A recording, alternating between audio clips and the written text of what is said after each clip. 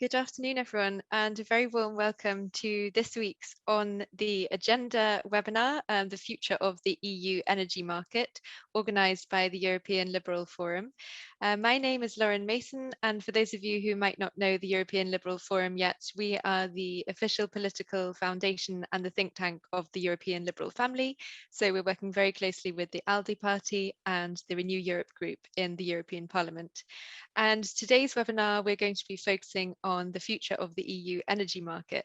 Now, I'm sure we've all seen that there have been rising energy prices across the continent, which have been quite worrying, especially in this moment of recovery following the COVID-19 pandemic. And what we're looking at asking in today's webinar is how we can perhaps better anticipate future shocks, how we can support the green transition, boost competitiveness, and ensure the security of energy supply for all Europeans. Now, we are joined today by three fantastic panelists and our moderator, Beatriz Rios. Feel free, if you're watching us online, to post and share about the event using the hashtag ELF event. But I won't take up any more time. I would like to hand over directly to our moderator, Beatriz, who's going to lead us through the conversation today. Thanks very much, Beatriz, for being with us.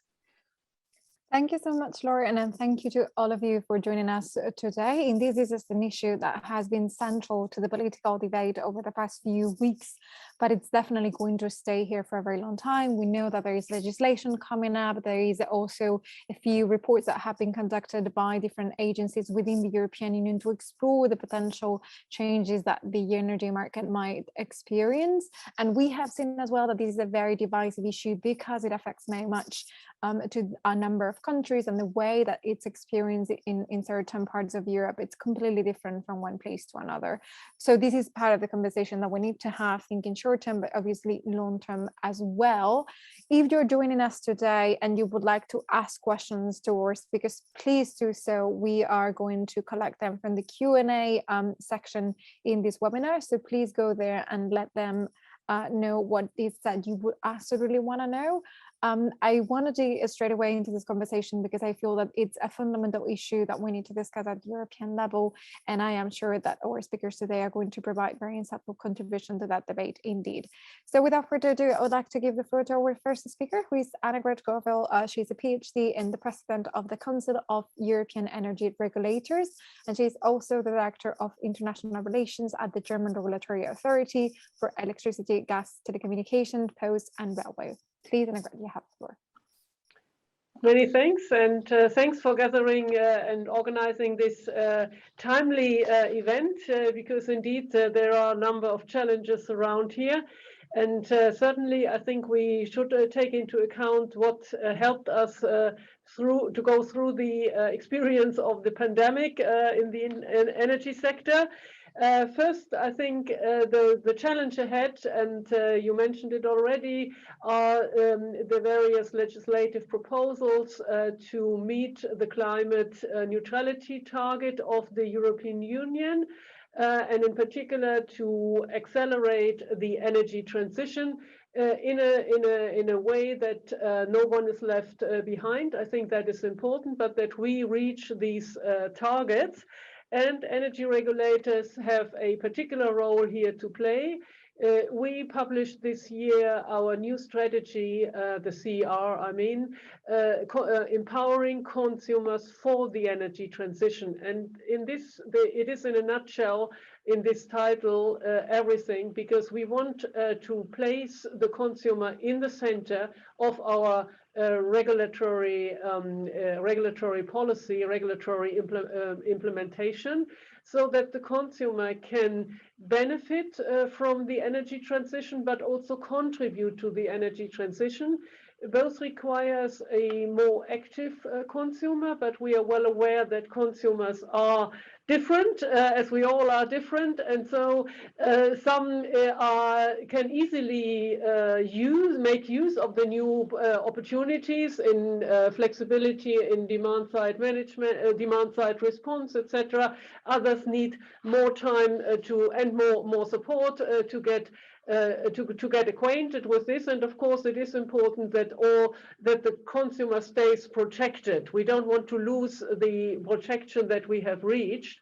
The other elements, and I want to highlight this, are in this in the regulation and the regulatory approach, is that we think that well-functioning markets are going hand in hand with a regulatory framework that is able to adapt to changes and to also ensure that the energy system as a whole gets more flexible to be able to integrate an increasing share of volatile renewable energy, which is a key factor for the energy transition.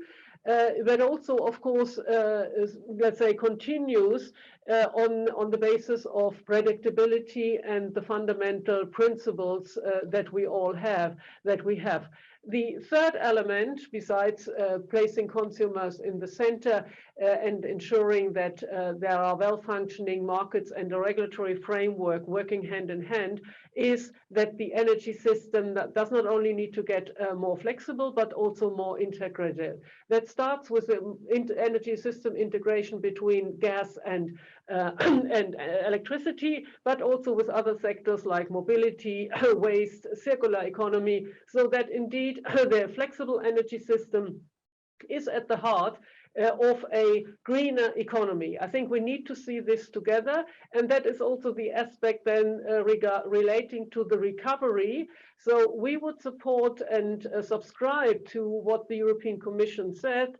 There is no contradiction between promoting the energy transition and the recovery. Rather the opposite, they two have together. And we think that with the Next Generation Fund and other funds like the Future Social Fund, this will be enabled, and this has to go together, and therefore then this strengthens the economy as a whole and brings it back brings it on the climate neutrality path. So that is what is important from our view. And I mentioned already the contribution and the changing role of regulators. We want to have a more dynamic regulation, enabling us to react faster. This certainly is something that we learned during the pandemic, that it is important to be able to adapt within, of course, let's say the framework, our regulation to cope with a specific situation. We think that this worked well together, of course, with a close cooperation of the other actors of the sector, including ministries, including, of course, operators, including consumer associations, etc., generators, of course, to make the system as a whole stay stable. One important element, and we should not forget this, is that indeed the system as a whole, I think, proved to be resilient in the way that the market functioned, that the price signals showed where there were differences in scarcity due to the pandemic. We had, of course, a less demand and a surplus, so prices plummeted. What we see now is that the economy starts to recover, and it recovers in other parts of the world first, and therefore we see that prices are increasing. However, as I said, this is not per se of concern, because, as I said, it shows that that the market is functioning, that the price signals are efficiently signaling the scarcity. Of course, here we have to ensure, and that is part of most energy regulators' tasks, that there is no market manipulation and that there is also no insider trading. So we need to ensure that the remit is monitored and surveyed, and the markets are surveyed closely, so that we are able to detect any sort of misbehavior in that sense, because ultimately, of course, that would create problems for consumers and for other users of energy. Therefore, we think that this is important, and what ACER has already published 2 papers analyzing price movements and also concluding that the price signals worked as they should, and also that there was no indication of any sort of market manipulation or market insider trading. This is for us an important starting point here.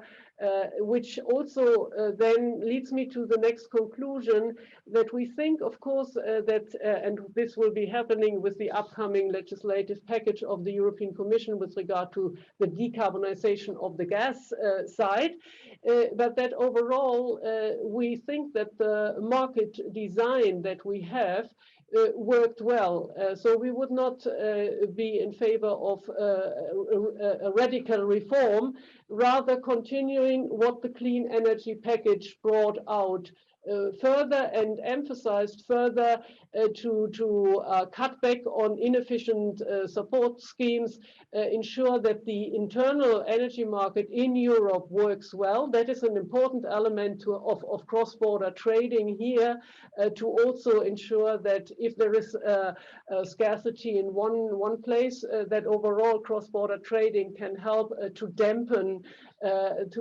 price peaks, and that is what we see also comparing, for example, to the developments in the UK. So I think that is important here to recall, that we need to implement the clean energy package, and that is what the regulators are currently doing, particularly with a view to the promoting further the internal energy market, getting an integrated energy internal market, and then also integrate a decarbonized gas sector, gas market into the energy system as a whole, to ensure that the energy system as a whole is integrated and flexible and able to reap the benefits of the energy transition. I think that is what I want to conclude with, because very often only the, let's say, the costs of the transition are shown or are seen. But in the end, of course, there are transitory costs, there are adjustment costs, no doubt. We need to change our behavior, and the relative price changes that we observe currently, for example, due to the fact that we have CO2 emission pricing now, factoring in the price of the costs of the environment, shows that we need to change our behavior overall. But that in the end, this helps all of us to benefit from a cleaner energy system, and of course a greener economy as a whole. So it is worthwhile going through this adjustment and transitory period. That's it for now. Thanks. Thank you so much, Anna-Gret. I'm very grateful that you mentioned the question of integration of the energy markets and flexibility, because those are two of the key elements that we have seen the European Commission pushing for, and that makes the transition to our next speaker way easier for me as well, because we are happy to have with us Brendan Dublin, who is advisor for strategy and foresight on energy policy and strategy and coordination at DG Energy at the European Commission. So please, Brendan, you have the floor.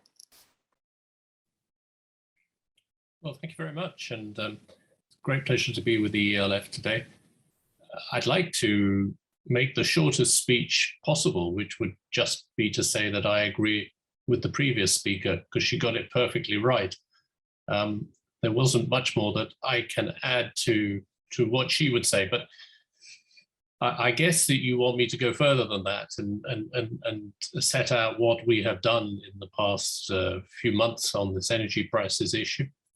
I think the first thing to bear in mind is that prices go up, but prices also go down. And we should remember that for many years, the prices have been much, much lower. And if we look at the long-term effects of the market reforms in the European Union, as the IEA has done, the savings that we have had from moving towards more flexible pricing, both in electricity and in gas markets, the savings that we have had since the turn of this century have been significant. And the recent high costs should be seen in that light. Certainly, we are nowhere near having lost the overall benefits of the market prices, the low market prices that we have seen in the past 10, 15, 20 years in comparison to the recent high spikes. So I think that we have to bear the long-term vision in mind and not always think in terms of what has happened recently, and that must determine a response. We have been pushing for markets for a long time. We now have those markets. Those markets are responding to price signals.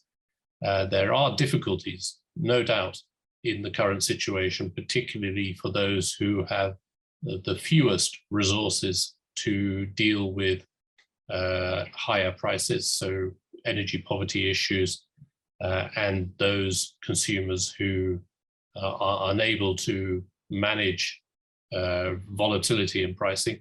That is certainly a case.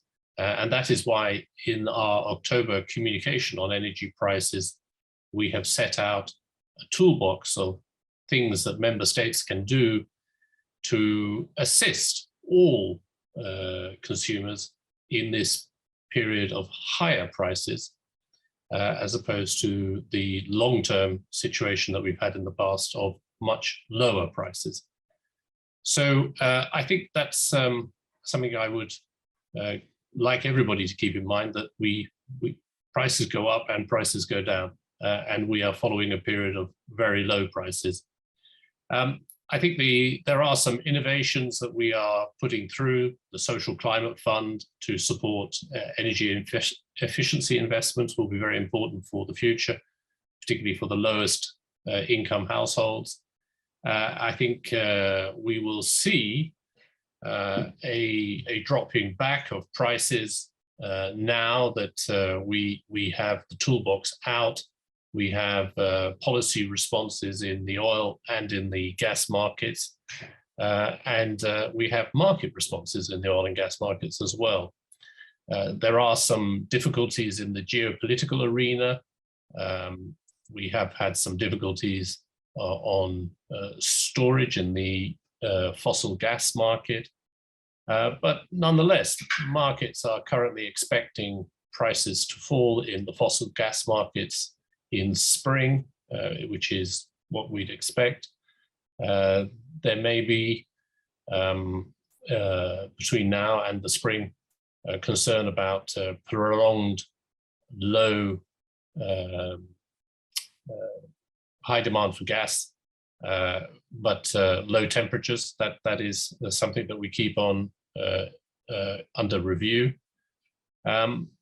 Oil demand is picking up with the post-COVID economic recovery. We are seeing developments in the global markets for oil, which will ease things, particularly the recent release of strategic oil stocks, although we should be aware that that is not a panacea for the electricity market, nor indeed for a lot of oil markets, given the grades of oil that are being released. There is demand for coal in China, but we have to bear in mind that China has for many times created its own difficulties in the coal market with its relationship with Australia. So we also have to bear in mind that that is not an energy market issue. That is a bilateral relationship issue between two Asian countries who have to seek a modus vivendi. The ETS is higher and operating as it should, and I think that's an important point. The point of having the ETS is to drive change in the market, and it is driving change in the market. Only today I was in a supermarket here in Brussels, and on the radio I heard an advert, the first time I'd ever heard an advert for new heat pumps that you could install in your house, given the high costs of gas markets in the Belgian. And now if you think that that is something that is driving change, you think that that's the right way it should be going. If you were in a position to shift towards heat pumps now, you would be in a good position for the future, as Annegret mentions, that we will need to decarbonize, and the opportunities are now being presented by the market as opposed to by government interference or government mandates. So I think the markets are working, we haven't seen, as Asa has said, we haven't seen any manipulation. We don't see difficulties with the market design, particularly. The market design has been designed in such a way as to provide variability in price signaling, and it seems to be working as it should. That's not to say that we should not understand the difficulties of those who have the lowest incomes. And it's there that the member states are empowered to act and to assist those who need tiding over in this period of difficulty. The Commission will continue to look into any difficulties in the trading of markets, and so we've asked the European Securities and Markets Agency to analyze trading patterns on the carbon markets. We are looking throughout the markets to make sure that there is no manipulation. And I think it would be fair to say that right now we have no evidence to suggest that there are any difficulties with the markets as we see them today. No quick fix is the overall message, but we are going in the right direction. We have the tools to help those who are the poorest, and we are well positioned to implement the European Green Deal for the future. So, a very positive message from a difficult period is my overall message. Thanks, Beatrice. Thank you so much, Brendan. I have tons of follow-up questions, but I would like to give the floor for the first time to our last speaker so that we can get into the conversation, because there is many things that I'd like to discuss with you today. And for that, I'm going to give the floor straight to Dirk Bettel. He is a PhD director, Deputy Director of the Energy Community Secretariat and Professor and Chairholder at the European Energy Policy Chair at the College of Europe. Please, Dirk, you have the floor. Thanks a lot, Beatrice, and good afternoon, everybody. If you were looking for controversy, I have to disappoint you as well. I evidently, not only from my experience here in the energy community, but also conceptually agree with what has been said before, but I can maybe try to bring a little bit of drama back by telling you about our experience. Here I'm talking about the energy community with the countries in Eastern and Southeastern Europe. Those are integrated with the European internal market through the energy community, and they are, as always, much exposed to developments in Europe. We have seen in certain days the day-ahead market prices being the highest in Southeast Europe, in Serbia, for instance. That didn't matter so much because the liquidity and the volumes on the day-ahead market may not be so high. In Ukraine, our biggest country in Eastern Europe, the prices are capped, and the problems are maybe more of geopolitical nature. We may come back to that, where we do see a boom of and countries and utilities benefiting from the current development is in the net exporting countries. There are several of them in Southeast Europe, but also in Eastern Europe, and that has to do with the fact that they don't price carbon. So there's no carbon price on coal, means export is something very profitable these days. That may be something that will be addressed, through the CBAM. And we have quite the opposite picture on the side of the net importing countries, which are indeed experiencing difficulties. There, I can just maybe give an example or two. For instance, in North Macedonia, which is the country highest depending on imports, you see how this crisis reveals structural weaknesses and maybe also some of the fixes that have not been taken place and should have been taken place in the past. Country depends at 40% on imports.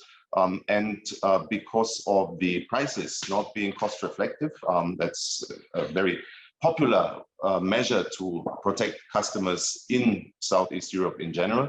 And this lack of cost reflectivity now have really exposed the country to a crisis. They have declared an emergency situation, as have others as well, because investments have just not taken place, not in renewables, and not even in coal. So there is no, once the coal reserves, and that's what happens in North Macedonia, are essentially getting to their natural end, there is no alternative in place. The dependency on imports increases, and that means the prices, the high prices, pose real problem to the economy and to the society. Other countries, as also in Europe, Albania, for instance, they experience climate change already. They depend on hydropower, and the hydrology also makes them more exposed to high import prices. That's why they also declared the state of emergency. So there are countries in Southeast and Eastern Europe which indeed experience what Annegret and Brendan have described as a real crisis, and acted accordingly. But if we look at the whole picture and the whole situation, and now I'm zooming a little bit out, from the perspective of European governance, then evidently we have to acknowledge that we are in, or that this, what has been referred to, what is being called a crisis, is essentially a phenomenon of our transition, where a flexible and resilient system based entirely or largely on renewables is still taking shape, and where we still do rely on fossil fuels and markets that are becoming increasingly global. It has been said already that LNG is driving the development and is setting the prices. I personally found very encouraging the reactions from the European Commission and to some extent ACER, because the communication was so as to keep our vector in place, the vector towards transition, towards renewables, towards a fuel switch. The vector called the Green Deal is intact, and that's a very important message. The question is, and that's the question that you are posing through this event, is do we have to adapt? Do we need to adapt? And if yes, where? And the future of the energy market, as is the title of today's conference, is also the future of energy policy to some extent. And we could look at it, and this has been done by previous speakers, we could look at it from through the lens of all the three objectives, which are usually called the European energy policy trilemma.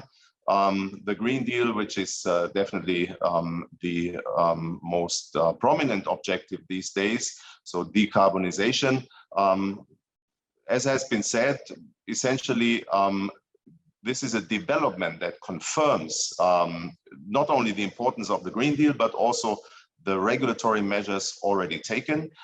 We wanted to give fossil fuels a price. We wanted to make sure that coal is not a fallback option anymore, and that has happened. And we also probably would all agree, and this again refers to failures to some extent of the past, that we should have been going faster with the switch to renewables, but evidently there's no point in crying over spilled milk right now. But the toolbox that the European Commission proposes also has some elements that should and could boost the renewables, deployment of renewables more. I think we can continue in putting emphasis on PPA, corporate PPAs, on the permitting, which is a very important issue and maybe to some extent neglected. And we may see something similar also in boosting the role of gases as a transitional fuel in the upcoming gas package. Also from a perspective or through the lens of the market, I think we can say this is essentially what we wanted. There is a price for scarcity, and we have a scarcity in particular for renewables that was partly systemic, partly the weather. And the demand keeps increasing. So that is a natural development of a sector that has been moving to a market and an integrated market over the last 20, 30 years.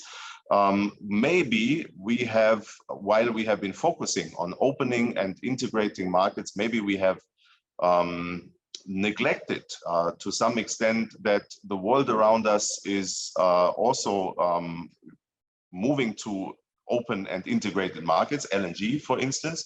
So this has maybe happened in parallel, and only now we see how the two developments converge. Fact is, Europe is becoming a price taker, and that's evidently a consequence of globalization as well. Last lens would be the security of supply perspective, which is probably the one that is, or is a concept, a word, a term that is most often used also in context now of this development, maybe abused to some extent. As I have said before, in the energy community, in our Eastern countries in particular, we see some real security of supply issues taking shape, Ukraine, Moldova, but they are, again, more of a geopolitical nature than a consequence of all the factors that lead to the price increase currently.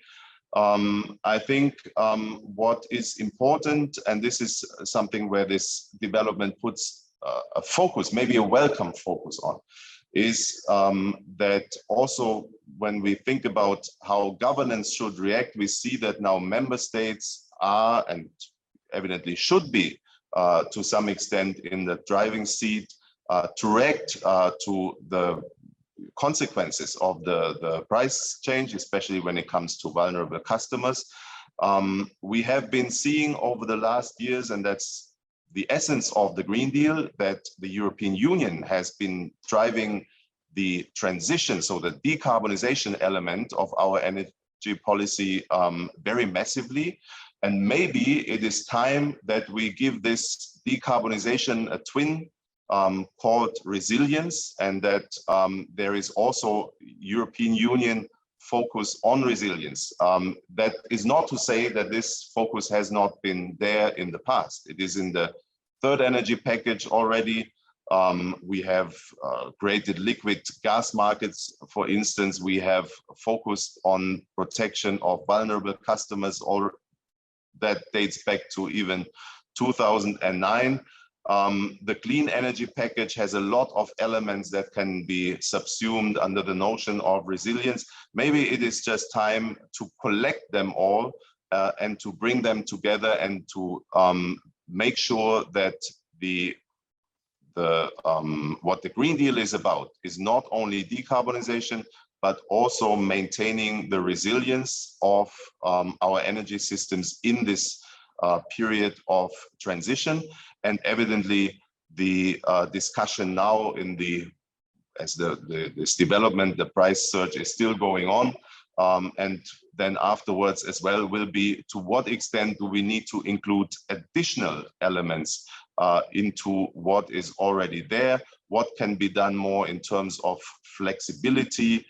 Maybe a greater focus also on the supply side to make sure that baseload is always available, and maybe some of the elements that have been raised by previous speakers in the European Commission's toolbox are worth discussing. I would, however, fully agree that this is not the time to discuss radical changes in the market design. It would be a very bad reaction to this crisis if we throw out the baby with the bathwater and undo the achievements, the real achievements that brought us forward. Annegret and Brandon have described it very well, on our path to a competitive and decarbonized economy. And I'd stop here. Thank you. Thank you so much, Dick. I think I have to play this Spanish card and be the advocate devil, because otherwise we're going to just have a conversation where here everyone agrees about how things should be working. Not really. One of the questions that came to mind when you were, because you briefly mentioned the question of energy dependency, which is something that the other speakers didn't quite address a lot. And I was wondering about this issue on the whole process of decarbonization. How can we actually ensure that there is a less dependent over energy supply supply is less dependent for third countries, because this has been a key issue for this crisis, and how we can do that going hand in hand with that more integrated energy market for sustainable, for renewable energy, considering that the European Union should actually be a leading producer of renewable energy. There's a lot of potential, particularly in some of those countries that are the most affected right now by this rise of energy prices. So I was wondering if I could have maybe a reaction on that, both on the side of the Commission, Brendan, about how do you see these two things coming together, reducing dependence, increasing the use of renewable energy, and having a more integrated market? Brendan, yeah.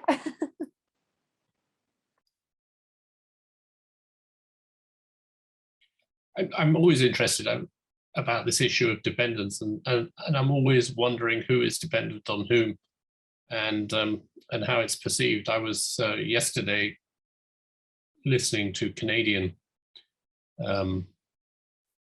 Canadian discussion of European energy politics, and one of the interveners, who was a representative of the oil and gas industry, or the oil industry, said that Canada should never be in the position that Germany is, dependent on French electricity. And I was wondering what exactly they meant by this, but I'm often worried that this issue of dependence is completely divorced from the real world situation in the electricity markets, particularly in the gas market. I would have thought that the fact that we are suffering a global gas market issue would suggest that there is no dependence. If we were dependent on one external supplier, that one external supplier would be setting the gas price. But we are not. We are operating in a global gas market where the global gas price is high, and the result is that the gas price in the European Union is high. So there is obviously no feed through from the issue of dependence to pricing, which makes me think that there isn't any dependence at all, that we have a flexible market. The LNG strategy from 2012, I think,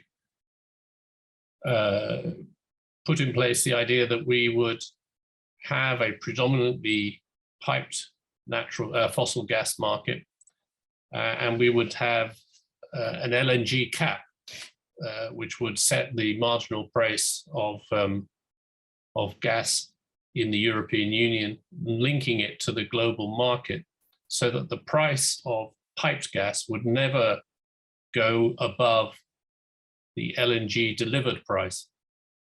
And that's exactly what we're seeing in the markets now. There is a link between piped gas prices and LNG prices. That seems to me to suggest that we have a global market, as we do for oil.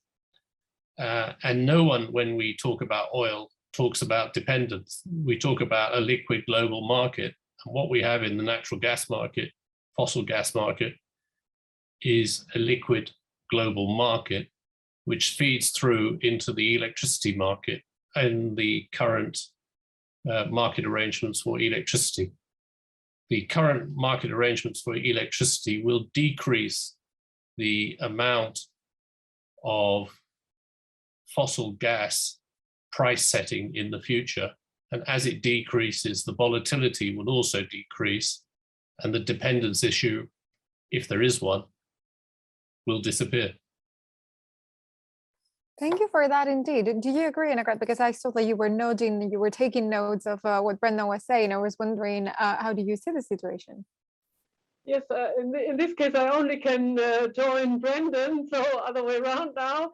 Absolutely agree with this. The market developments have shown that there's no one big generator from whom everyone is dependent.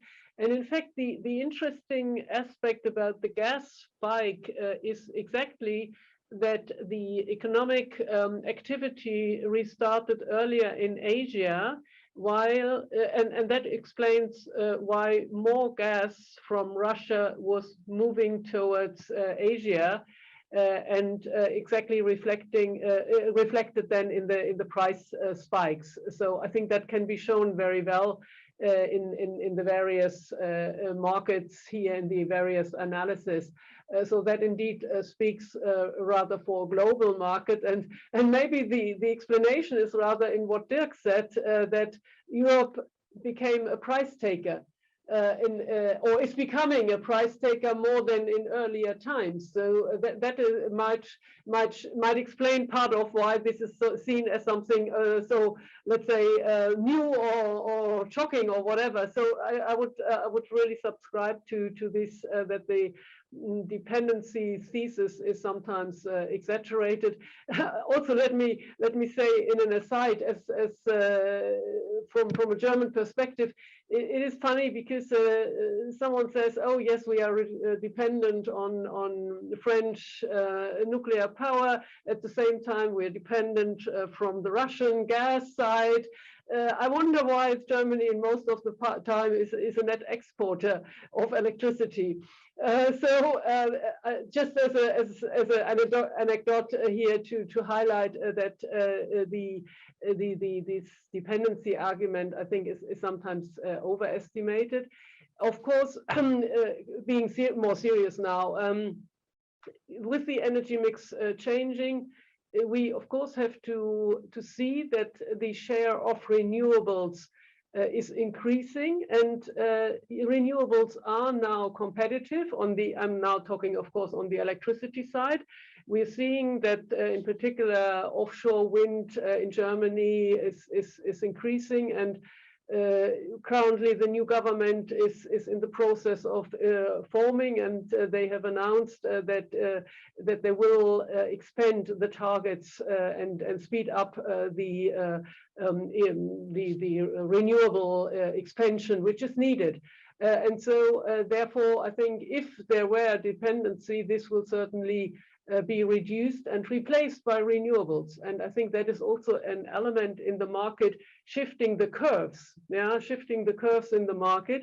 And with this, let's say, again, speaking against dependency or reducing dependency if there were one.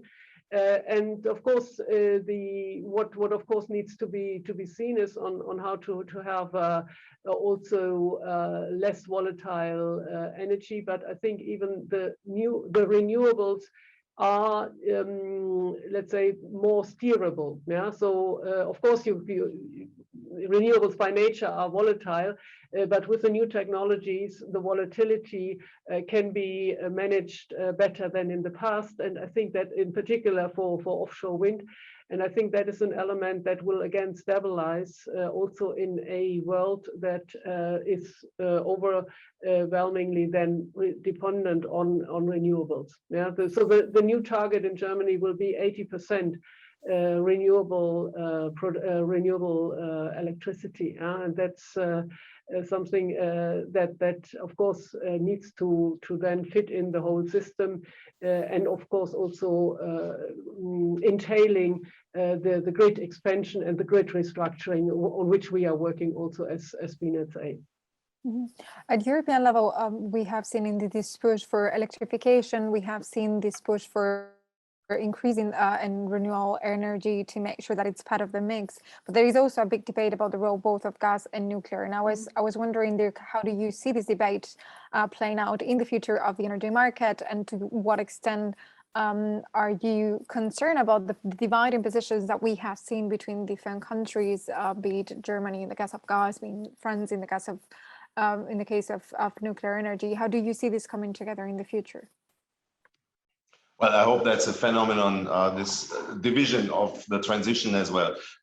Before going into that, let me just maybe also quickly follow up on the previous discussion. I would love to join Annegret and Brendan in declaring dependence as a concept of the past. However, I still see countries in Europe that actually are exposed to very classic and sometimes hardcore dependence.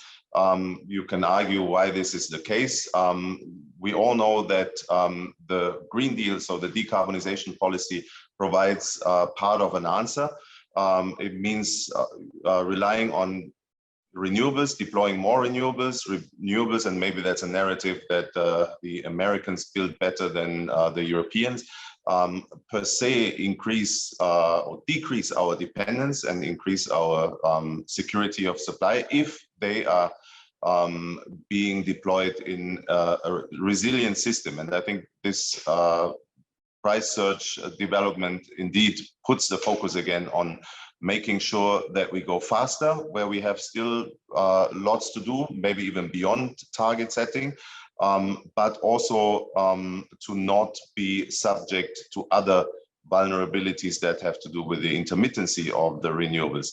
Now, also throwing ourselves in decarbonization the way we did and rightly do in Europe, because we want to be a leader, an early adopter of this development, also globally, maybe open some other vulnerabilities as well. And there I would also believe that in this transition that we have embarked on, the term of dependence doesn't really fit anymore. There is a discussion about the so-called strategic autonomy that is less bilateral and unilateral dependence, that is more about flexibility to react and creating alliances, making best out of dependence to the extent exists. And I believe that's indeed a better way going forward for the next 20, 30 years or so. Now, in the discussion, I do believe in this discussion about how to make our systems more resilient. This is evidently about more renewables. That's no regret, and everybody would probably agree. We need to have, as part of the transition, also the resilient supply side and the generation adequacy that helps us getting to that vision that we have in our minds. And there, I believe we will see also in the upcoming gas package a lot of good arguments why gas, not natural gas forever, but why gas is part of the answer, and for how long, and how the transition in the gas sector precisely can take place. It's interesting to see this discussion and the old ideological debate about nuclear to come back. Even coming back in Germany, I read more and more about, well, did the Germans take the right decision when they opted out of nuclear? Well, that is a decision that has a lot to do with how the majority of the population thinks. So per se, it must be the right decision. Whether it is the right decision from a energy system point of view is something that can be debated. I believe that Europe's strength is indeed not only in unity, but also in diversity. And so this question on whether we do, in Germany, for instance, depend on nuclear power imports from France is indeed not a dependence question, but it is one of the cases where the different European energy systems complement each other and can complement each other quite well. If in the course of time, the one or the other country that has its own perceptions and its own strong views about its energy mix changes course as a result of observing what the neighbors do, then that is probably the best outcome of a diversified European market. That is some kind of competition between different markets and different countries that more centralized systems do not have. So probably we should let that develop and not decide too early who's the winner and where we should put all our money on. Let's see where that debate leads. I'm going to give the floor back to Brendan because he wanted to react to this question of dependence very quickly because we have to finish early today this webinar. But please, Brendan, you have the floor. Yes, I mean, just going back to that France-Germany thing, France is dependent on German renewables or Swiss renewables, if you want to use the word dependent in that sense. There is a trading relationship, and if the trading relationship is implied to be dependence, then everybody is dependent on everybody else. There is a specific point on dependence, so I would wish to agree with Dirk, which is in South Central Europe and into Eastern Europe, there are still countries which do not have strategic autonomy. Indeed, the phrase was invented for these countries, strategic autonomy to make choices about their renewables future. When we, about 5-10 years ago, when we were discussing changes in markets in South Central Europe, East Europe, ministers would say to us, we cannot make the choice in favor of renewables because if we do so, we will be immediately under attack in the hydrocarbon sector from a dominant external supplier. And the limited investments that we have made in hydrocarbons infrastructure in South Central Europe, the pipelines for fossil gas, they are designed to give strategic autonomy to countries to make choices for renewables. And we should bear in mind that there is still a strong argument for making those limited investments in hydrocarbons facilities if it can translate into strategic autonomy in favor of the energy vendor. Thank you.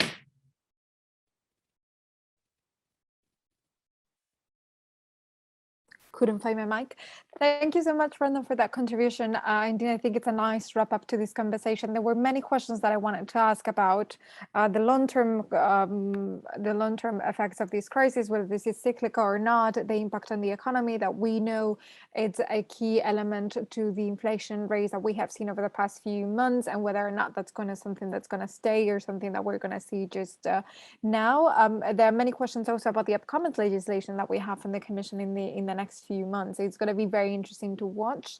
So I'm very much looking forward to keep this conversation going. But for today, we're going to leave it here. I want to thank all of the speakers and get back the floor to Lauren for a final word.